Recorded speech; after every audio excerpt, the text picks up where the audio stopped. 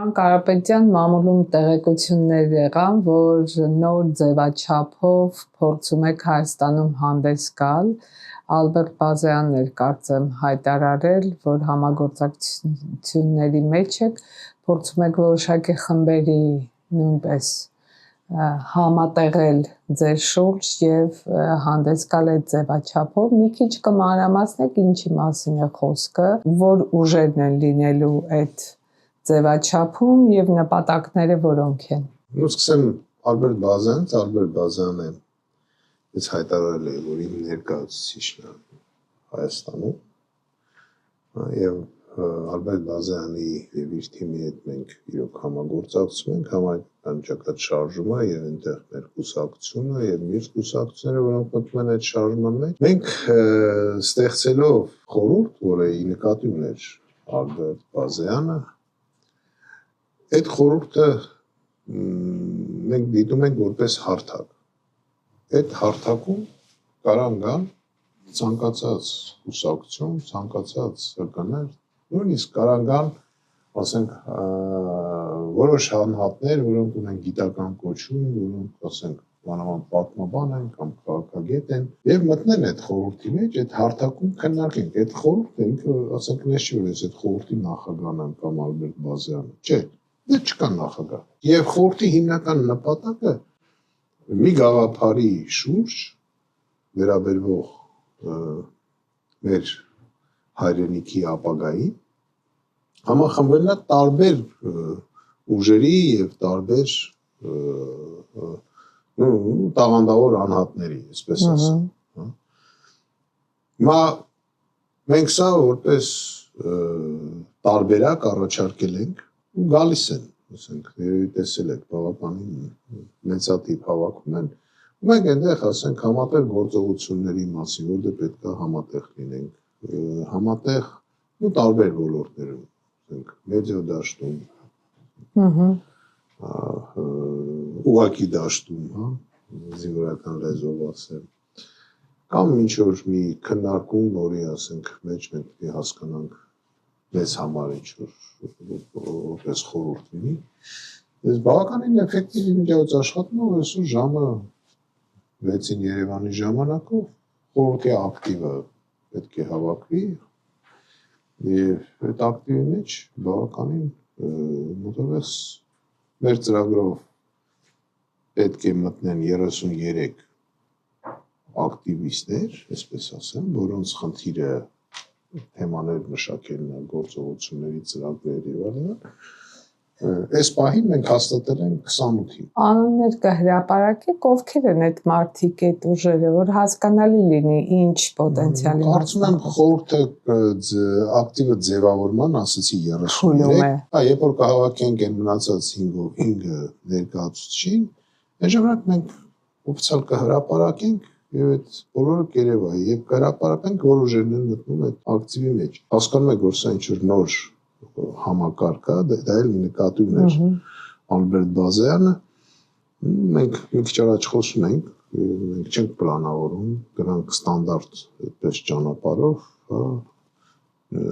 նման ծրագրեր չունենք։ Մեր գործողությունները մի քիչ տարբերվելու են բոլոր նրանց գործողություններին, որոնք մենք սովորենք այսօր տեսնել։ Ինչ գործողություններ լինելու, որ տարբերվելու են։ Կարամ մենակ մի քանի բան ասեմ, ու ակցիաների տեսակետը միանալ բաներին, փոքր, ինչքան էլ փոքր ուժ լինի, աջակցել իրենք, եթե իրանք խնդիր են բարձրացնում այդ խնդիրի հասնելը, բայց մնացածը չեմ բացի, որտեղ դրանք ավելի ապագայում կտեսնեք ու շատ ակտիվներ, հավաքներ, բողոքի ցույցեր, տարբեր հայտարարություններ, պահանջներ, կարծես բոլորն են անում։ Համաձայն եմ, պիտի լինի, որ տարբերվող լինի։ Ասեմ, մենք չենք պլանավորում, ասենք 500,000 մարդ հավաքենք։ Կամ մենք չենք այդում մարդաքանակի այսպես հետևից, ոնց որ տեսեք ինչ է ստացվում, ասենք մեկը ինչ որ միջոցառում է անցկացնում, սկսում են հաշվել, քանի հոգի հավաքի։ Միջորդ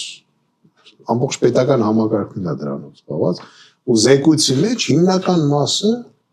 հա, Գրում է նրանով ասենք 5000 հոգի մարդ հավաքվեց, թե 5500, թե 10000։ Կապ ունի մարդկանց քանակը։ Երբեք քանակով մենք հարց չենք լուծել, հետախուզ է տարվել, որ մեր խմբերը միշտ փոքր են եղել եւ էֆեկտիվ են եղել։ Ես արդեն իստումա հուշեցի, մենք մի քիչ ուրիշ ճանապարհով ենք եթում։ Մենք էֆեկտիվության վրա ենք հարցը դնում, որտեղ հարցը լուծելու համար, ես մի անգամ ասել եմ, միլիոն մարդ էլ հավաքեն հրապարակում, չոքեն, ասեն Նիկոլ գնա, չի գնալու մարդ։ Այդքան բան, չի գնալու։ Ինչ ուզում են անեն, ուզում են այդ շենքերն էլ գրավեն, չի գնալու։ Տևական ժամանակ դուք լծվել եք այս գործին, հա, մի քիչ պրովոկացիոն ասեմ, հայրենիքի փրկության գործը առաջ է գնում եւ դու գոհ եք արդյունքներից։ Օկտոբերի 4-ին ես հայտարարություն արեցի, ոնց էլա 2 տարի, չէ՞ ոնց որ չէ, չի անցել 2 տարի։ Տարուց մի քիչ ավել, հա։ Իսկ արդյունքները դուք տեսնում եք, ճիշտ է։ Մենք վրազում ենք, ասում ենք ժամանակ չունենք, կուզենք շատ ավելի շատ, բայց առաջ են գնում, համակարգը կազմավորված է, մենք համակարգային ենք աշխատում, մենք ծրագրավորված ենք աշխատում, մենք գիտենք մի շաբաթ որ օրը ինչ ենք անելու որ ժամին, մենք ամեն շաբաթու համար ունենք ծրագիր, մենք ունենք ծրագիր մինչև այն պահը, որ առաջի փուլը դա իշխանափոխությունն է, որը մենք կանենք եւ ունենք ծրագիր իշխանափոխությունից հետո Երբեք պլանավորում իշխանափոխությունը։ Եկեք այդ հարցին ես չասեմ, որ մեր գործը հեշտ լինի, բայց կտեսնեք ինձ թվում է, որ հերթական ընտրություններով թե ընտրություններով Հայաստանում իշխանությունը չի փոխվել երբեք։ Երբեք։ Երկրորդ նախագահը այլ կարծիքին էր։ Չէ, երբեք չի փոխվել։ Երկրորդ նախագահին ընտրել են, մի ամիս հետո ստիպել են, գնացել է ընտրության ժամանակ եթե փոխվեր,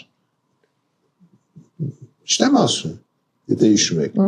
Հիշում եմ։ Ինքը իրան ստիպեցին, ինքը հրաժարական տվեց։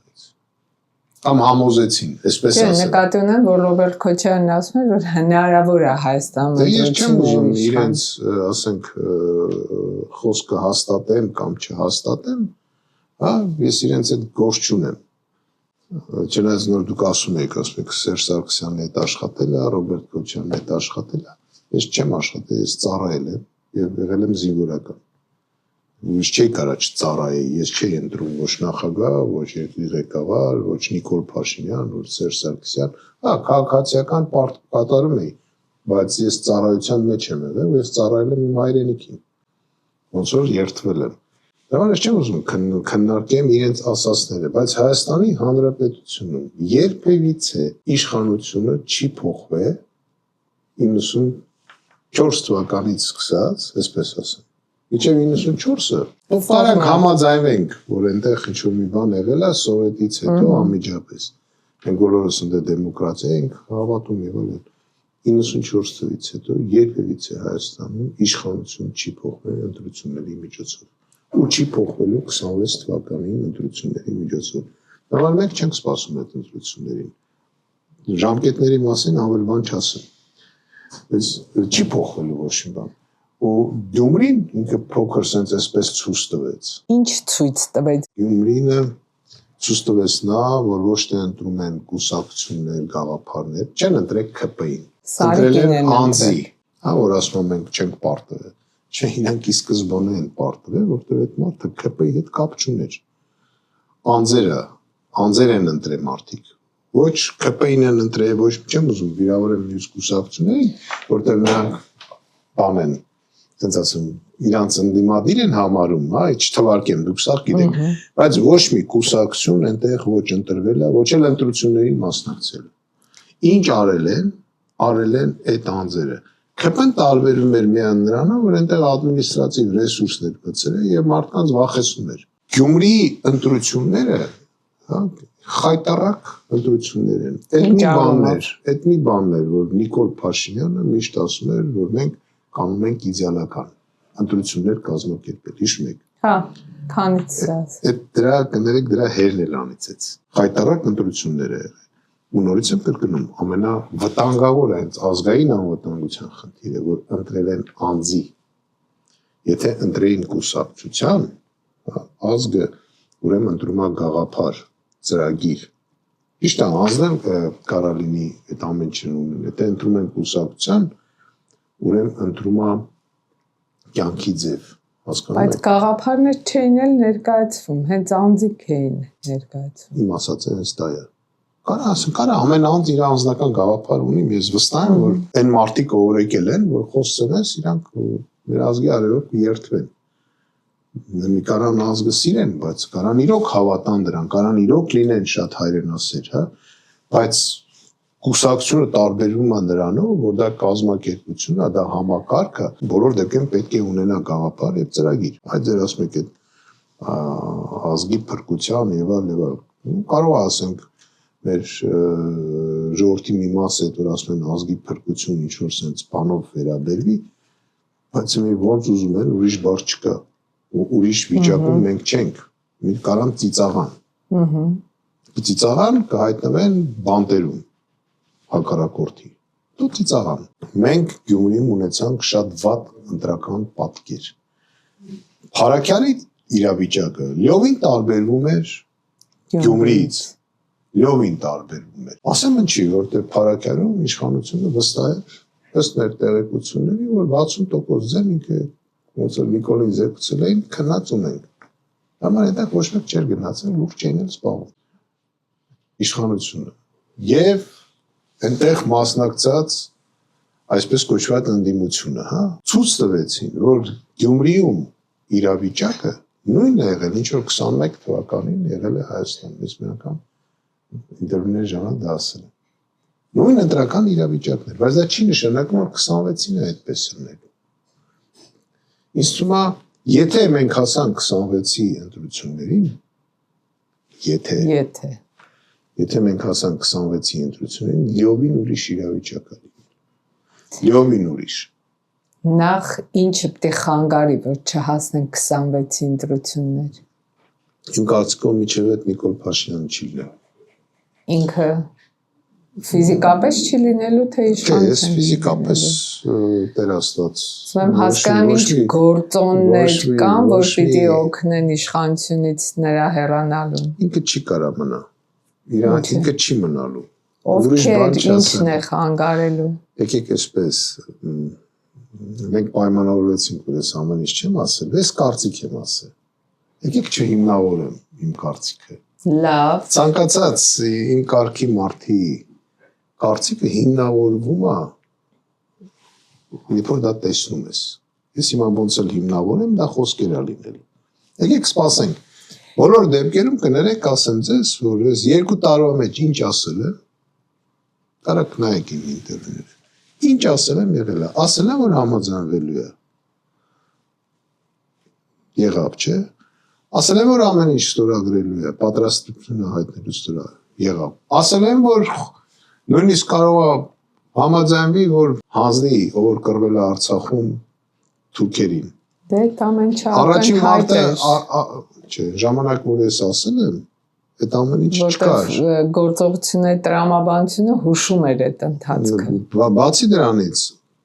Թաուշի դեպքերում ես ասացի, որ հողերը հանձնելու է։ Եղավ։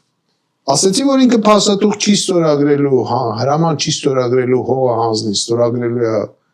ինչ որ մի հատ պագոնավոր մարդ, որ վաղը նստեցնենք այդ պագոնավոր մարդուն։ Հա։ Այդպես եղավ։ Իրանց քաղաքական վերնախավից ոչ մեկ տակը ստորագրություն չի դրել։ Բայց հայտարարությունները փաստաթուղթը ես ցույց չտվեցի, որտեղ այնտեղ գաղտնի բաներ կար, բայց ինչ որ բան ցույց տվեցի։ Հրապարակային հայտարարությունները այդուհանդերձ հնչելու են, որոնք եթե ցանկություն լինի հիմք կհանդիսանան։ Այո։ Դատապարտելու։ Այո։ Եթե չստացվեց ինչ-ինչ ծրագրեր եւ հասանք 2026-ի ընտրություններ, որ ասում եք այլ իրավիճակ է լինելու, ինչ է լինելու։ Լինելու է հետեւյալ իրավիճակ։ Առաջինը Նիկոլ Փաշինյանը փոխելու է բոլոր ամբողջ իր թիմը, որտեղ իր կողքին մի մարդ չկա, որ կարողանա իրան մի ձեն բերի։ Չեն ընտրել ԿՊ կուսակցություն, դե նույնիսկ ինչ էր, բլոկ բաներ, չէ, դաշինքեր։ Ահա։ Իմ քայլը, հա։ Հա, իմ քայլը։ Իմ քայլը դաշինք էր, չէ։ Ոչ մեկ չի ընտրել, ոչ մի իմ քայլը, ոչ մի իրանց գաղափարը, ոչ մի բան չեն ընտրել։ ընտրել են անձի Նիկոլ Փաշինյանին, մենք այդ բոլորս գիտենք։ Ճիշտ եմ ասում։ Մյուս ընտրությունները համընկնելու են դրանով, որ էլի ընտրելու են անձերի, բայց այս անգամ տարբերությունը դրա մեջ լինելու է նա, որ նայելու են գաղափարախոսությանը եւ անձի ծրագրին եւ անձի ունակությանը երկիրը այս վիճակից հանի, ժողովուրդը դա նայելու է։ Պարզ է, որ դրան ընդունակ չի Նիկոլ Փաշինյանը, որտեղ երևում է դա։ Ինքը կարծում եմ, որ չունենալու լավագույն դեպքում կարող է ինչ որ չափով փոքր տոկոսով անցնի պարլամենտ, բայց դա երևի թե ադմինիստրատիվ ռեսուրսի հաշվին։ Միևնույն է ինքը ապագա չի ունենալու։ Չեն անցնելու ոչ հին նախագաների կողմից ստեղծված արհեստական ուժերը, կարող էլի մի փոքր չնչին էլի նախքին ադմինիստրատիվ ռեսուրսներ, չէ, նրանք էլ են աշխատում, ասենք, Սերժ Սարգսյանը կամ Ռոբերտ Քոչարյանը ունեն էլի ադմինիստրատիվ ռեսուրսներ նախքին աշխատողներ, ես մարդիկ գիտեմ, որ գալի ասում են, հեսա տես մեր շեֆը ինչ անելու, այն բանը, որ ես էլ լինելու եմ, ասենք, չգիտեմ ինչ դատախազ կամ դատավոր եւ այլ։ Այդ ռեսուրսների հաշվին կարող է ինչ-որ մի չնչին տոկոս, իսկ կարծում եմ, որ պարլամենտի հիմնական մասը լինելու է նորովի։ Նոր ուժեր են լինելու ու այդ ուժերը այս ընթացքում կայանալու են ու մենք տեսնելու ենք դա։ Հենց մեկը մեր ուժը, թող գլուխ գովալ չլինի, իսկ արդեն քիչ ենք, շատ ենք, չգիտեմ ինչ ենք, բայց երևում ենք եւ որպես ուժ կայացած ենք։ Եվ դա ցույց տվեց մեր ասենք մասնակցությունները վերջերս փոքր ընտրություններին ճիշտ է, էլի չերևացող, բայց ում պետքա մենք աջակցել ենք, ով որ գիտի թող իմանա։ Եվ այդ ուժերը կանգնելու են ոտքի, որտեվ բացի դրանից մենք կոնկրետ մենք տարբերվում ենք մնացածից ինչու, որտեղ մենք գիտենք ինչ ենք անելու իշխանության գալուց հետո։ Ու ես վստահեցնում եմ բոլորին, թե ոչ մեկ չկասկածի,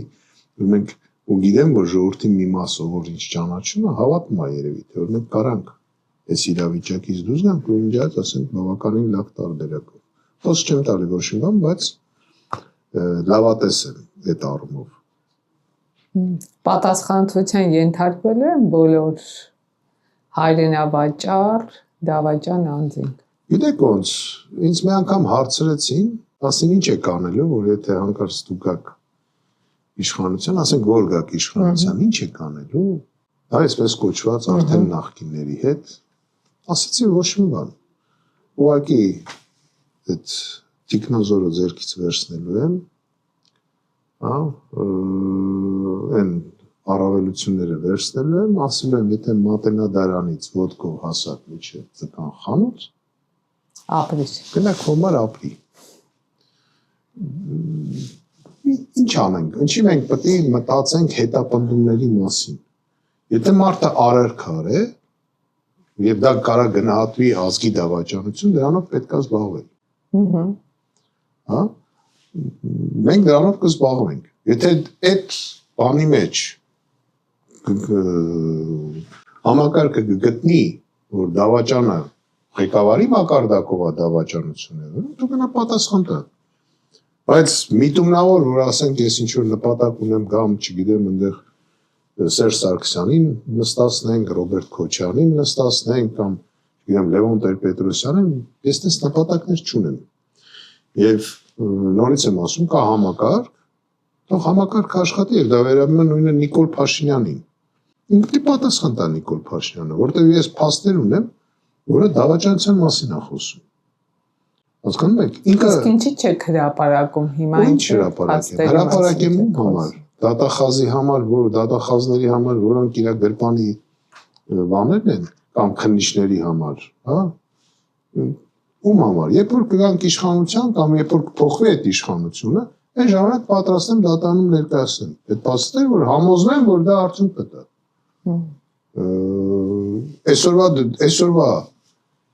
Այսօրվա ինչ կատարվում է դատարաններում, ես զարմացած եմ, մի անգամ իմ բանի ժամանակ ասացի, երբ որ վկային բերում են գեներալին նստացնելու համար, գեներալին դատում են,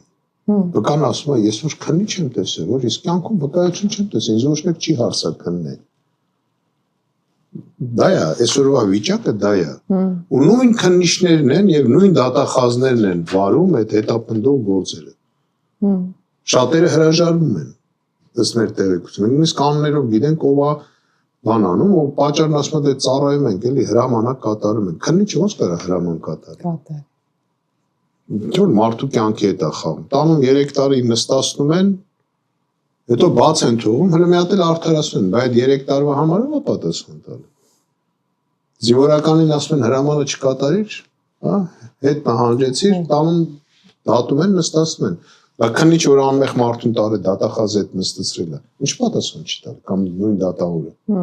Պետք է ենթարկվի չի պատասխանատվության։ Միայն երբ որ այդ բաները կշտկվի, այն ժամանակին մենք կներկայացնենք մեր ապացույցները ու շատ բան ունենք ապացուցելու։ Ու ասեմ, որ շատ հարցերի պատասխան պետք է տա իր թիմը, մենակ ինքը չէ։ Ամբողջ իր թիմը շատ հարցերի պատասխան պետք է տա, որը մեզ հետաքրքրում է։ Պարոն Կարապետյան, մի քիչ ավելի ձեր մասնագիտական բնույթի եմ ուզում հետաքրքրվել։ Ահագին ժամանակ է Ադրբեջանը ապատեղեկատվություն է տարածում, որ հայկական կողմից կրակում են իր սահմաններին, փոխարենը հենց հայկական դիրքերի ուղղությամբ վերջին շրջանում ավելի լայնամասշտաբ եւ ավելի հաճախակի կրակոցներ են հնչում Ադրբեջանից, հոգեբանական նաեւ ազդեցություն են փորձում գործել։ Հայաստանն էլ պաշտոնապես արդեն հայտարարեց Իրանի հետ զորավարժությունների մասին։ Ադրբեջանը դե պարբերաբար է տարբեր ֆորմատի զորավարժություններ անցկացնում։ Ռազմական ատրիբուտիկայի այս ակտիվությունը ինչ են հուշում, մանավանդ Իրանի շուրջ կարծես թե տեսանելի են որոշակի զարգացումներ։ Այս ամեն ինչը ինչ է հուշում, ինչ է սպասվում մեզ։ Պատերազմ, լայնամասշտաբ հարձակում, լոկալ հարձակումներ, ինչ հնարավոր իրավիճակների մեջ կհայտնվենք։ Նման գնահատական տալու համար շատ ավելի հստակ լինի, ես պիտի ունենայի հետախուզական համակարգ։ Իսկ հիմա ինչ որ կասեմ, ընդհանրապես կարծիք է, կարող է մի քիչ ասենք տեղեկացված լինեմ, քիչ ավելի շատ, քան մնացածը, բայց չունեմ հնարավորություն, հա, տիրապետել Ալիևի իրական կարծիքների, որը պետք է զբաղվի հետախուզությունը։ Այդ տեղեկությունը չունեմ։ Ամեն ինչ պարզ է, ինձ թվում է, ոչ թե դա թվում է, այդպես էլ կա, որ սա ճնշումը ոչ այնքան ուղղված է դեպի մեր իշխանությունը, այնքան ուղղված է դեպի մեր ժողովուրդ, որը համաձայնվի մեր իշխանության հետ, ասենք, սահմանադրություն փոխելու կապակցությամբ։ Հասկանաք, առաջի անգամ չի, որ Ադրբեջանը եւ Հայաստանի այսօրվա իշխանությունները համատեղ ճնշում են գործադրում հենց հայ ժողովրդի վրա։ Այնտեղ դատում են հայ գեներալների, հայ ղեկավարների, Ադրբեջանում, Հայաստանում դատում են հայ գեներալների եւ հայ ղեկավարների։ Այս իրանք բավականին սինխրոն աշխատում են։ Եվ այդ ամեն ինչը ուղղված է մեր ժողովրդի հանդեպ, որ մեր ժողովուրդը հանձնվի։ Որտեղ Նիկոլ Փաշինյանը իր թիմով շուտվանից է հանձնվել։ Հասկանում եք։ Իրանք պատրաստ են, ինքնապես պատրաստ են ստորագրել։ Ահա պատրաստ են։ Անկամ միակողմանի։ Հա, անկամ միակողմանի ասում ես, ամեն ինչ էլի չողի կտոր ես ուզում։ Էդ էլ եմ տալի։ Հա, այդ բանն էլ է համաձայնվել, Կարիդոր Կոչեցյանն էլ է համաձայնվել։ Ամեն ինչ ինքը համաձայնվել է։ Մեր ժողովրդին չի կարում համոզի, հələ որ։ Այս ժողովրդին համոզելու համար պետք է սրացնել իրավիճակը սահմանում։ Դա ինչի է նպաստում։ Դա նպաստում է նրան, որ հանկարծ մեր նման, ասենք, կուսակցությունները չփորձեն առաջինը Նիկոլին գցեն, որտեղ այնտեղ կարա պատերազմ սկսի։ Այնտեղ որ պատերազմ սկսի, պատասխանատվությունը լինելու է ոչ թե Նիկոլի վրա, արդեն այն ուժի վրա, որը Նիկոլին գցեց։ Հասկանում եք ինչ եմ ասում։ Դες դա ոնց է իր կյանքը ապահովում է որ հասնի միջև նրան, որ Նիկոլ Փաշինյանը ստորագրի, որտեղ Հայաստանի Հանրապետությունում ել չեք գտնի ոչ մի հայի, բացի Իրանից մեկ էլ իր այդ թափ տուկներից, որ գետա այդ փաստաթղթակ ստորագրություն կդնի։ Հասկանում եք, ու այս ամենը կարա ցանկացած պահի իրոք բերի ավելի լայնամասշտաբ բախմանը, բայց չեմ կարծում, որ Գառնանը կամ Ամռանը ադրբեջանական կոմոդական իր սիրած ժամանակը դա աշունն է, ինքը փորձեց մի անգամ ապրիլյան պատերազմի ժամանակ սկզբից դա աներ չստացվեց, չեմ կարծում, որ իրենք պատրաստ են հիմա դա անեն։ Չնայած ասեմ դες աշնանն էլ բավականին խնդրահարույց է իրանց համար, բայց չբացատրեմ խի, որ չուշեմ, որտեղ կարող է այդ պահին արդեն Նիկոլ Փաշինյանը չլինի եւ իր ղեկավար, եւ եթե հարձակվում են, թող հարձակվեն։ Այն ժամանակ ինձ թվում է, թե մի քիչ ուրիշ պատկեր կլինի, թե միջազգային դաշտում, թե տարածաշրջանում եւ թե կապված մեր ժողովրդի պատրաստականության հետ, որտեղ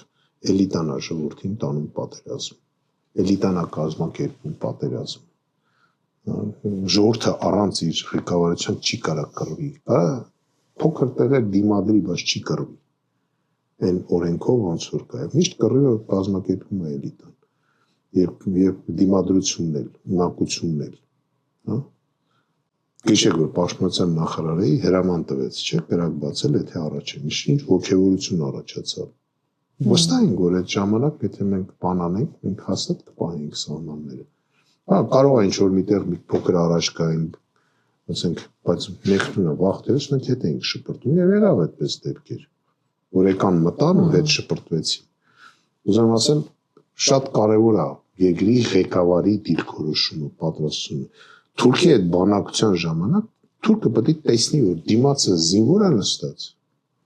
ու այդ զինվորը պատրաստ է կռվի, կապ չունի, գիտեք, կարող է նույնիսկ նա հասկանա, որ կարող է հաղթի, կարող է հասկանա, բայց